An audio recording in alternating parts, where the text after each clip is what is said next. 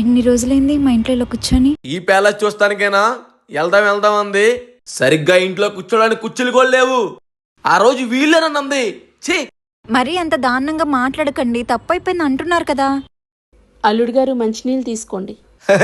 2 గ్లాసుల్లో ఇసం దేంట్లో కలిపారు? ఏంటల్లుడు గారు అలా మాట్లాడుతున్నారు? మీరు అనుకున్న దుర్మార్గులు అయితే మేము కాదు. అయ్యో, టీవీలో పేపర్లో చూడట్లేదా? ఇష్టం లేని వాళ్ళు ఇంటికి వస్తే ఇసాలు పెట్టి చంపేస్తున్నారంట. నేను కూడా అలాగే అనుకున్నాను. నీళ్ళేంటి ఇలా ఉన్నాయి? ఏ మురుగుంట్లో తెచ్చారు? అయ్యో, మీరు అనుకున్నట్టు అవి మురికి నీళ్ళు కాదు బాబు, మా బావిలో నీళ్లు. బావిలో నీళ్లు? నేను నీ కూతురు తాగే మినరల్ వాటర్ బాటిల్ ఖరీదంతా తెలుసా?